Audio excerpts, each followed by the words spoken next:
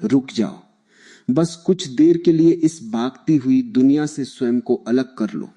किसी को बुलाने की कोशिश मत करो, किसी से बात करने की कोशिश मत करो, किसी उत्तर की तलाश मत करो। केवल रुक जाओ, क्योंकि जीवन के सबसे बड़े रहस्य तब नहीं खुलते जब तुम उन्हें खोज रहे होते हो, वे तब खुलते हैं जब खोजने वाला शांत हो जाता है। जिस पल तुम्हारी बेचैनी रुकती है, उसी पल अस्तित्व तुम्हारे द्वार पर दस्तक देना शुरू कर देता है। तुमने शायद पूरी जिंदगी यही सीखा है कि कुछ पाना है तो दौड़ना होगा, कुछ जानना है तो संघर्ष करना होगा, कहीं पहुंचना है तो दूसरों से आगे निकलना होगा। लेकिन भीतर की यात्रा का नियम बिल्कुल उल्टा है। यहां जितना दौड़ोगे उतना भटकोगे, यहां जितना पकड़ोगे उतना खोगे, यहां जितना चाहोगे उतना दूर चले जाओगे। और जिस दिन बिना किसी चाह के बैठ जाओगे, उसी दिन वह सब मिलने लगेगा जिसे पाने के लिए तुमने वर्षों तक प्रयास किया था। मनुष्य का सबसे बड़ा भय अकेले होने का नहीं है, मनुष्य का सबसे बड़ा भय स्वयं से मिलने का है। इसलिए वह भीड़ बनाता है, संबंध बनाता है, शोर बनाता है, व्यस्तताएं बनाता है, योजनाएं बनाता है। वह अपने चारों ओर इतनी आवाजें खड़ी कर लेता है कि भीतर की आवाज सुनाई ही ना दे, क्योंकि भीतर जो बैठा है उससे सामना करने का साहस बहुत कम लोगों में होता है। जब तुम सचमुच अकेले बैठते हो, तब पहली बार तुम्हें पता चलता है कि तुम्हारे भीतर कितना कोलाहल है। विचारों की भीड़, स्मृतियों की धूल, इच्छाओं का धुआं, अधूरी आकांक्षाओं की चीखें सब एक साथ दिखाई देने लगती हैं। पहले वे थी भी, लेकिन तुम उन्हें देख नहीं पा रहे थे, क्योंकि तुम बाहर देखने में व्यस्त थे। एकांत का पहला उपहार यही है कि वह तुम्हें तुम्हारा वास्तविक चेहरा दिखा देता है। और जब पहली बार यह चेहरा दिखाई देता है, तब बहुत लोग डर जाते हैं। उन्हें लगता है कि भीतर तो अंधकार है, बेचैनी है, भ्रम है। लेकिन यही वह क्षण है जहां सांस से वास्तविक यात्रा शुरू होती है, क्योंकि जो दिखाई दे गया उससे मुक्त हुआ जा सकता है, जो अनदेखा रह गया वही बंधन बन जाता है। इसलिए जब भीतर शोर दिखाई दे तो घबराना मत, उसे मिटाने की कोशिश मत करना, उससे लड़ना मत, केवल उसे देखना। जैसे कोई नदी किनारे बैठकर बहते हुए पानी को देखता है, वैसे ही अपने विचारों को देखना। धीरे धीरे एक अद्भुत घटना घटेगी। तुम्हें अनुभव होगा कि विचार बह रहे हैं, लेकिन तुम विचार नहीं हो। भावनाएं उठ रही हैं, लेकिन तुम भावनाएं नहीं हो। स्मृतियां आ रही हैं, लेकिन तुम स्मृतियां नहीं हो।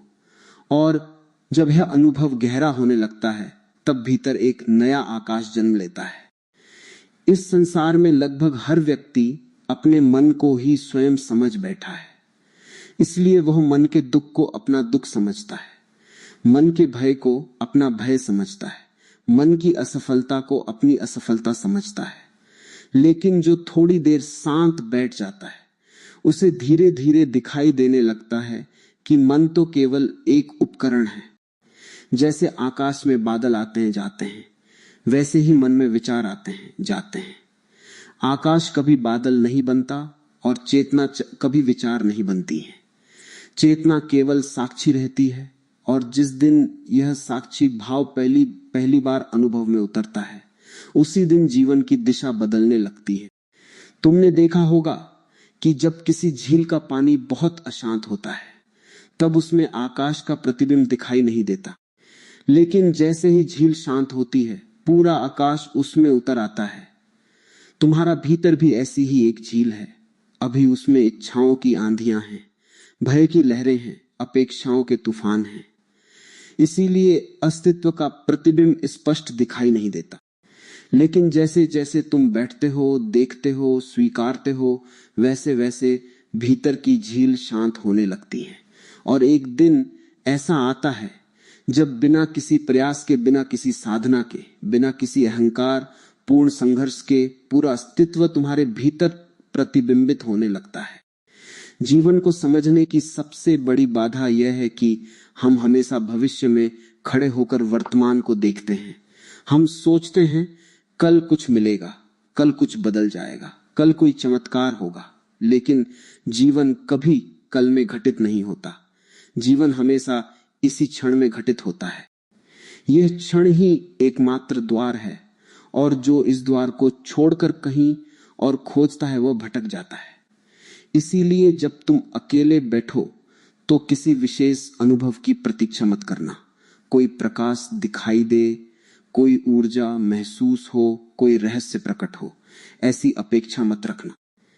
केवल वर्तमान में रहना, केवल सांसों को आते जाते देखना, केवल अस्तित्व की उपस्थिति को महसूस करना, क्योंकि सत्य हमेशा साधारण रूप में आता है।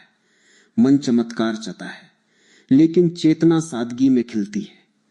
धीरे धीरे तुम्हें अनुभव होगा कि जिस अकेलेपन से तुम भागते थे वही तुम्हारा मित्र बन रहा है, वही तुम्हें ऊर्जा दे रहा है, वही तुम्हें भीतर से भर रहा है। क्योंकि वास्तविक एकांत खाली नहीं करता, वह भर देता है। वह छीनता नहीं, लौटाता है।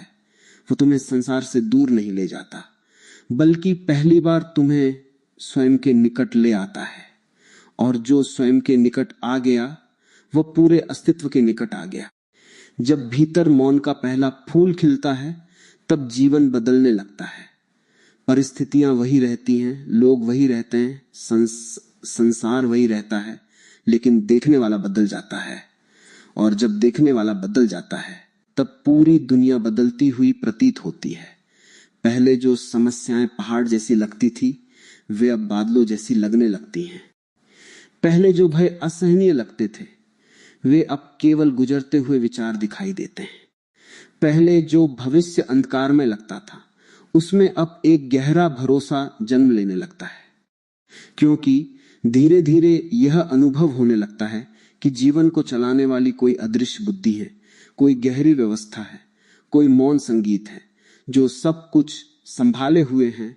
और तब पहली बार समझ में आता है कि रास्ते खोजने नहीं पड़ते, रास्ते प्रकट होते हैं जब मन शांत होता है, जब भीतर स्पष्टता होती है, जब चेतना जागती है। तब वही कदम उठते हैं जो उठने चाहिए, वही द्वार खुलते हैं जो खुलने चाहिए, वही लोग मिलते हैं जो मिलने चाहिए, वही अवसर आते हैं जो आने चाहिए। जीवन तब संघर्ष नहीं रहता, एक प्रवाह बन जाता है। और इस प्रवाह में व्यक्ति नहीं चलता, अस्तित्व उसे चलाता है। यही कारण है कि जितना अधिक तुम स्वयं के भीतर उतरोगे उतना कम तुम्हें बाहर की दुनिया से शिकायत रहेगी, क्योंकि शिकायत वहीं जन्म लेती है जहां अज्ञान होता है।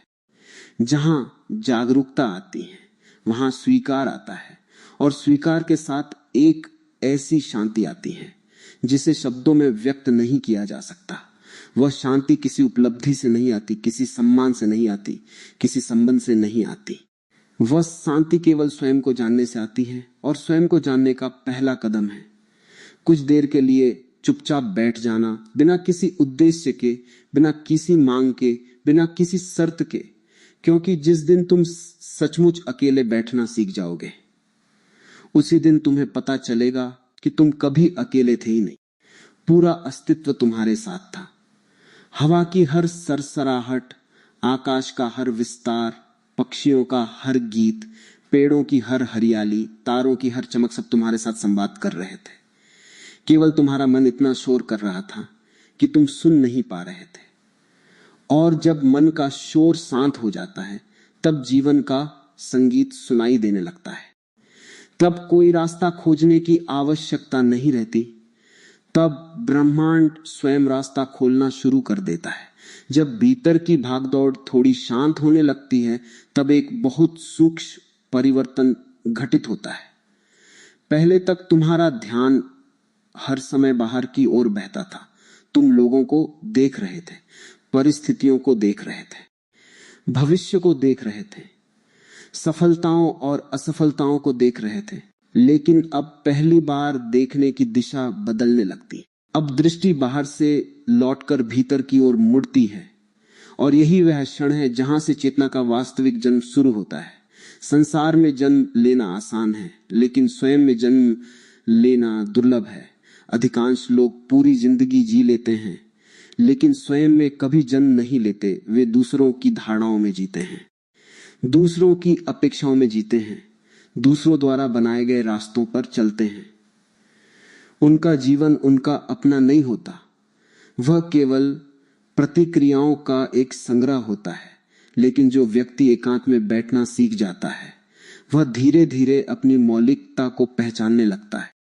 उसे पहली बार अनुभव होता है कि उसके भीतर एक ऐसा केंद्र है जो किसी भी परिस्थिति से प्रभावित नहीं होता, जो किसी भी तूफान में नहीं डगमगाता, जो समय से साथ बूढ़ा नहीं होता, जो जन्म और मृत्यु के बीच की यात्रा से भी परे है।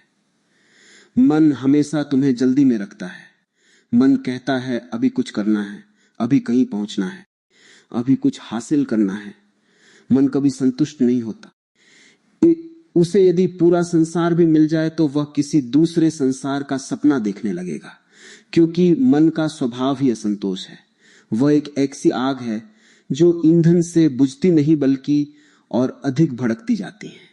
इसलिए जिसने मन की बात मानकर जीवन जिया वह अंततः थकान ही पाएगा। उसकी उपलब्धियां बढ़ सकती हैं, लेकिन उसकी शांति नहीं बढ़ेगी। उसके पास साधन बढ़ सकते हैं, लेकिन संतोष नहीं बढ़ेगा। और यही कारण है कि संसार में इतने लोग सब कुछ होते हुए भी भीतर से खाली महसूस करते हैं। उन्होंने बहुत कुछ इकट्ठा किया, लेकिन स्वयं को खो दिया। उन्होंने बाहरी महल बनाए, लेकिन भीतर का घर उजाड़ दिया। एकांत तुम्हें इसी विस्मृति से वापस बुलाता है। वो कहता है कुछ देर के लिए रुक जाओ और देखो कि तुम किस दिशा में जा रहे हो। क्या वास्तव में वही खोज रहे हो जिसकी तुम्हें आवश्यकता है, या केवल भीड़ का अनुसरण कर रहे हो?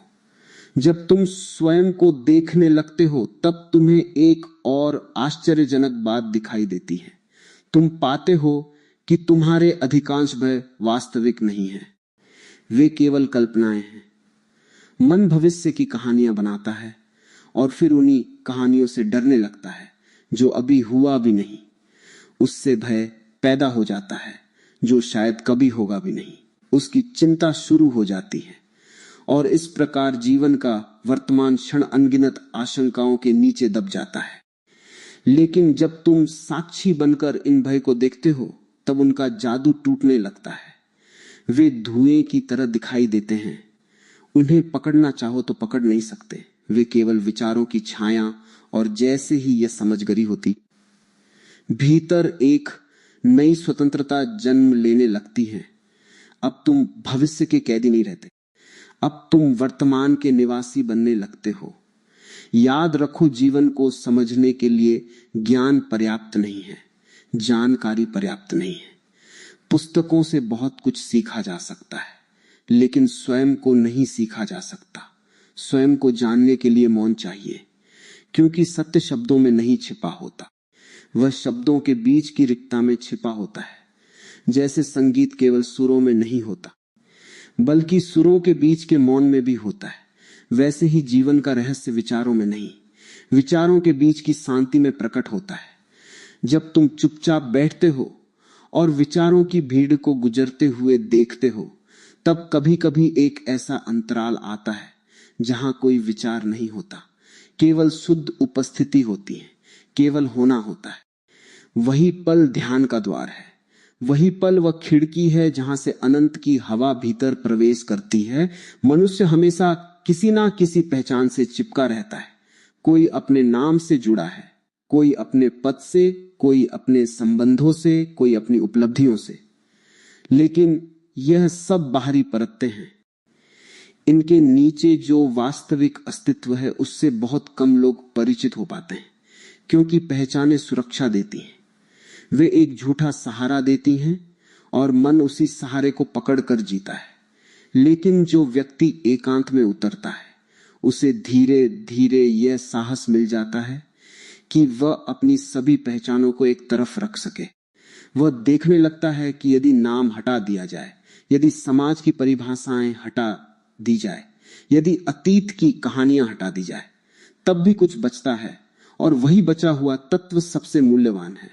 वही तुम्हारा वास्तविक स्वरूप है, वही तुम्हारी चेतना है, वही वह ज्योति है जो कभी बुझती नहीं। अस्तित्व का एक अद्भुत नियम है, जितना तुम नियंत्रण छोड़ते हो उतनी ही सहजता से जीवन बहने लगता है। लेकिन मन नियंत्रण चाहता है।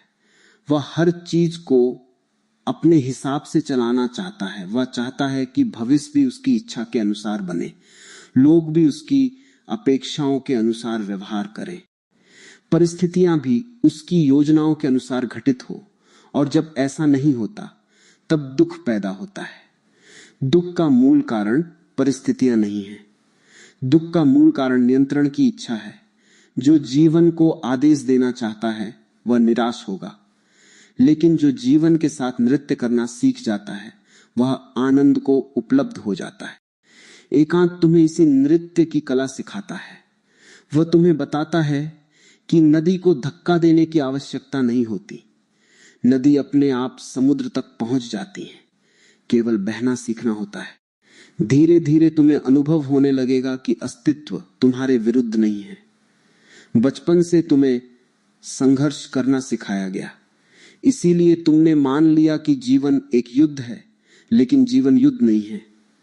जीवन एक रहस्य है और रहस्य को जिया जाता है, जीता नहीं जाता।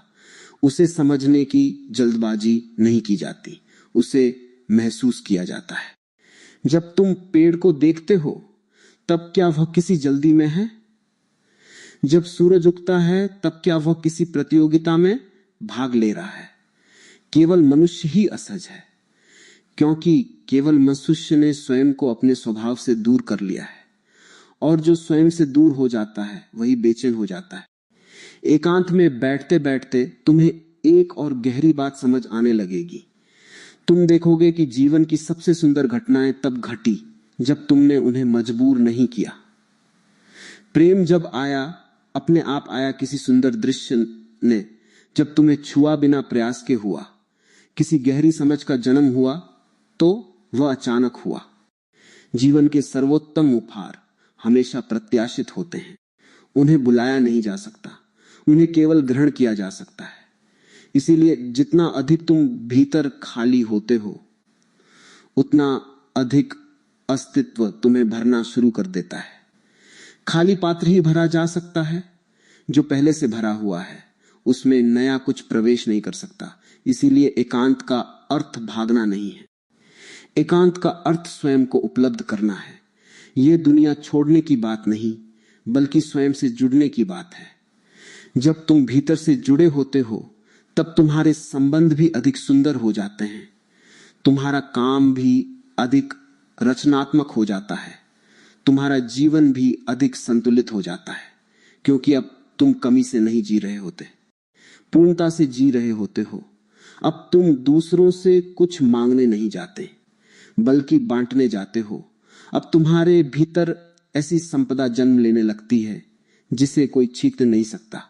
ऐसे पृष्ठली और फिर एक दिन तुम्हें महसूस होगा कि जिसे तुम रास्ता कहते थे वह कभी बाहर था ही नहीं। रास्ता हमेशा भीतर था। बाहर की परिस्थितियां केवल बहाने थी। वास्तविक दिशा भीतर के मौन से आती है। जब मौन स्पष्ट होता है तब निर्णय भी स्पष्ट हो जाते हैं, तब भ्रम कम हो जाते हैं, तब जीवन का प्रत्येक कदम स्वाभाविक लगने लगता है। तब ऐसा नहीं लगता कि तुम रास्ता बना रहे हो, ऐसा लगता है जैसे रास्ता स्वयं तुम्हारे सामने खुलता चला जा रहा है, जैसे किसी अदृश्य हाथ ने पहले से ही सब कुछ व्यवस्थित कर रखा हो। और तब एक गहरा विश्वास जन्म लेता है। ऐसा विश्वास जो तर्क पर आधारित नहीं होता, ऐसा विश्वास जो अनुभव से पैदा होता है, ऐसा विश्वास जो कहता है कि चाहे परिस्थिति कैसी भी हो, अस्तित्व मुझे वहीं ले जाएगा जहां मुझे पहुंचना है। यही विश्वास धीरे धीरे भय को पिघला देता है। यही विश्वास तुम्हारे भीतर स्थिरता लाता है। और यही विश्वास वह द्वार है जहां से जीवन का नया अध्याय शुरू होता है। तब तुम समझते हो कि ब्रह्मांड रास्ते नहीं खोलता क्योंकि तुमने प्रार्थना की। ब्रह्मांड रास्ते खोलता है क्योंकि तुम उपलब्ध हुए, तुम शांत हुए, तुम सुनने योग्य बने। तुमने अपने भीतर इतनी जगह बनाई कि अस्तित्व की फुसफुसाहट तुम्हारे हृदय तक पहुंच सके। और जब यह फुसफुसाहट सुनाई देने लगती है तब जीवन केवल जीने की चीज नहीं रह जाता, वह एक पवित्र अनुभव बन जाता है, एक निरंतर ध्यान बन जाता है, एक ऐसा उत्सव बन जाता है जिसमें प्रत्येक सांस तुम्हें तुम्हारे वास्तविक घर की ओर ले जाती है। धीरे धीरे जब भीतर का मौन गहरा होने लगता है, तब व्यक्ति एक ऐसे प्रदेश में प्रवेश करता है जहां शब्दों की पहुंच कम होने लगती है। वहां विचार अभी भी आते हैं, लेकिन उनका प्रभाव पहले जैसा नहीं रहता। वे आकाश में गुजरते बादलों की तरह दिखाई देने लगते। पहले जिन विचारों के साथ तुम बह जाते थे, अब उन्हें केवल आते जाते हुए देखते हो। पहले जिन भावनाओं में तुम डूब जाते थे, अब उन्हें भी साक्षी भाव से देख पाते हो। यही वह परिवर्तन है जो भीतर की चेतना को जन्म देता है। चेतना का अर्थ किसी विशेष विचारधारा को मान लेना नहीं। चेतना का अर्थ है जागना, इतना जाग जाना कि अपने भीतर जो कुछ घट रहा है उसे स्पष्ट रूप से देख सको। मनुष्य की सबसे बड़ी समस्या यह नहीं है कि उसके पास उत्तर नहीं है, उसकी सबसे बड़ी समस्या यह है कि वह गलत प्रश्नों के पीछे भाग रहा है। वह पूछता है, अधिक धन कैसे मिले, अधिक सम्मान कैसे मिले, लोग मुझे कैसे स्वीकार करें, मैं दूसरों से बेहतर कैसे बनूं। लेकिन ये सारे प्रश्न उसी मन से पैदा होते हैं जो स्वयं भ्रमित है, और भ्रमित मन चाहे जितने उत्तर खोज ले उसका भ्रम समाप्त नहीं होता, क्योंकि मूल समस्या वही बनी रहती है। जब तक प्रश्न वही बनी रहती है, जब तक प्रश्न पूछने वाला नहीं बदलेगा, तब तक उत्तर भी कोई वास्तविक परिवर्तन नहीं ला सकता। इसलिए भीतर की यात्रा उत्तरों की यात्रा नहीं, बल्कि प्रश्न वाले को देखने की यात्रा, यह जानने की यात्रा है कि वह कौन है जो हर हर समय कुछ बनने की कोशिश कर रहा है। जब तुम शांत बैठते हो, तब एक दिन तुम्हें दिखाई देने लगता है कि तुम्हारा अधिकांश जीवन किसी बनने की कोशिश में बीता है। बचपन से तुम्हें सिखाया गया कि भी अभी तुम पर्याप्त नहीं हो, कुछ और बनो, कुछ और हासिल करो, कुछ और जोड़ो, और इस प्रकार एक अंतहीन दौड़ शुरू हो गई। लेकिन इस दौड़ का दुख यह है कि मंजिल कभी नहीं आती, क्योंकि जो व्यक्ति भीतर से स्वयं को अधूरा मानता है, वह चाहे कितनी भी उपलब्धियां पाले, उसे फिर भी अधूरापन महसूस होगा। अधूरापन बाहर की वस्तुओं की कमी से पैदा नहीं होता, अधूरापन स्वयं से दूरी के कारण पैदा होता है। और जब यह दूरी समाप्त होने लगती है, तब पहली बार तुम्हें अनुभव होता है कि तुम जैसे हो वैसे ही पर्याप्त हो। इसका अर्थ यह नहीं कि जीवन में विकास रुक जाएगा, विकास तो चलता रहेगा, लेकिन अब वह कमी से नहीं, आनंद से जन्म लेगा। अब वह किसी को प्रभावित करने के लिए नहीं होगा, वह तुम्हारी सहज अभिव्यक्ति बन जाएगा। एक बहुत छोटा सत्य है जिसे केवल मौन में ही समझा जा सकता है। वह यह कि जीवन को समझा नहीं जा सकता, केवल जिया जा सकता है। मन हर चीज को समझना चाहता है, वह रहस्य को समाप्त कर देना चाहता है, लेकिन जीवन रहस्य है। यदि उसे पूरी तरह समझ लिया जाए तो उसका सौंदर्य समाप्त हो जाएगा। एक फूल सुंदर इसलिए है क्योंकि उसमें कुछ ऐसा है जो शब्दों से परे है। प्रेम सुंदर इसलिए है क्योंकि उसे पूरी तरह परिभाषित नहीं किया जा सकता। आकाश सुंदर इसलिए है क्योंकि उसका कोई अंत दिखाई नहीं देता, और जीवन भी सुंदर इसलिए है क्योंकि वह असीम है। इसलिए जो व्यक्ति हर चीज को तर्क से पकड़ना चाहता है, वह जीवन के रस से वंचित रह जाता है, और जो व्यक्ति रहस्य को स्वीकार कर लेता है, वह हर क्षण आश्चर्य से भर जाता है। अस्तित्व की भाषा आश्चर्य की भाषा है। बच्चा इसलिए आनंदित रहता है क्योंकि वह अभी सब कुछ जानने का दावा नहीं करता। उसके भीतर जिज्ञासा है, खुलापन है, ग्रहणशीलता है। लेकिन जैसे जैसे मनुष्य बड़ा होता है, वह जानने का भ्रम पाल लेता है, और उसी क्षण उसके भीतर की ताजगी मरने लगती है। एकांत तुम्हें फिर से उसी ताजगी में लौटा लाता है। वह तुम्हें फिर से देखने की कला सिखाता है।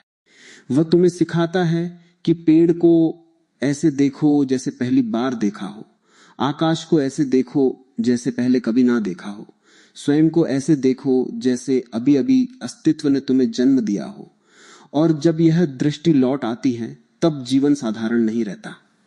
वही चीजें जो पहले सामान्य लगती थी अब चमत्कार जैसी प्रतीत होने लगती है।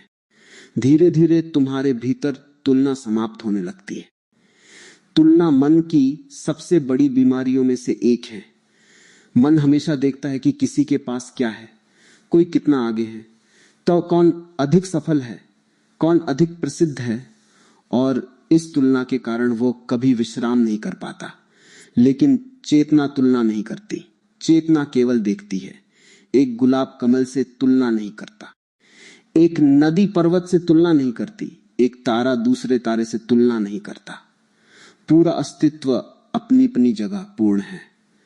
और जब यह समझ भीतर उतरती है तब तुम भी स्वयं को स्वीकार करना शुरू कर देते हो।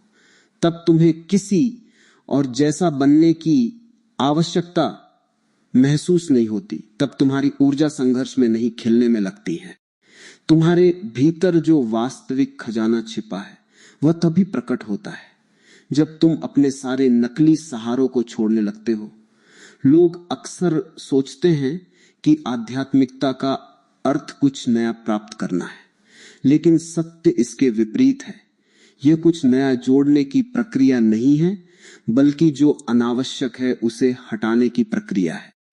जैसे मूर्तिकार पत्थर में से अतिरिक्त भाग हटाता है और मूर्ति प्रकट हो जाती है, वैसे ही जागरूकता तुम्हारे भीतर से झूठी पहचानें हटाती है और तुम्हारा वास्तविक स्वरूप प्रकट होने लगता है। तुम्हें कुछ बनना नहीं है, तुम्हें केवल वो हटाना है जो तुम नहीं हो। और जब यह हटना शुरू होता है तब कभी कभी भीतर खालीपन महसूस होता है।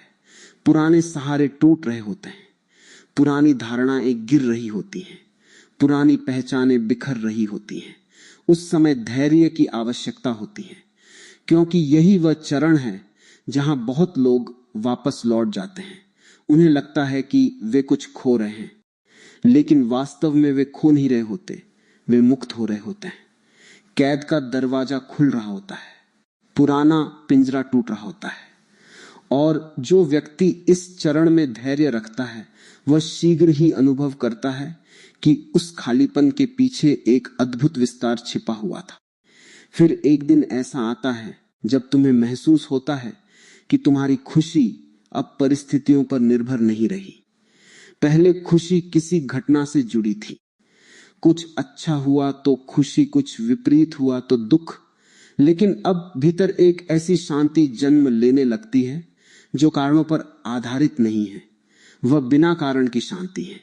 वह इसलिए नहीं है कि सब कुछ ठीक है, वह इसलिए है क्योंकि देखने वाला जाग गया है। और जब देखने वाला जाग जाता है तब जीवन के उतार चढ़ाव उसे पहले की तरह हिला नहीं पाते। यही वह अवस्था है जहां विश्वास जन्म लेता है। लेकिन यह विश्वास किसी सिद्धांत पर आधारित नहीं होता, यह किसी किताब से नहीं आता, यह अनुभव से आता है। धीरे धीरे तुम्हें दिखाई देता है कि जीवन ने हमेशा तुम्हें वहीं पहुंचाया जहां तुम्हें होना था। जिन घटनाओं को तुमने दुर्भाग्य समझा था उनमें भी कोई गहरा उपहार छिपा था। जिन लोगों के जाने पर तुम टूट गए थे उन्होंने भी तुम्हें कुछ सिखाया था। खुद पर भरोसा रखो और ब्रह्मांड पर भरोसा रखो। सब कुछ ठीक होगा। मेरी बातों को इतने प्रेम और शांति से सुना, उससे बहुत बहुत अनुग्रहित हूं। और अंत में सबके भीतर बैठे परमात्मा को प्रणाम करता हूं। मेरे प्रणाम स्वीकार करें।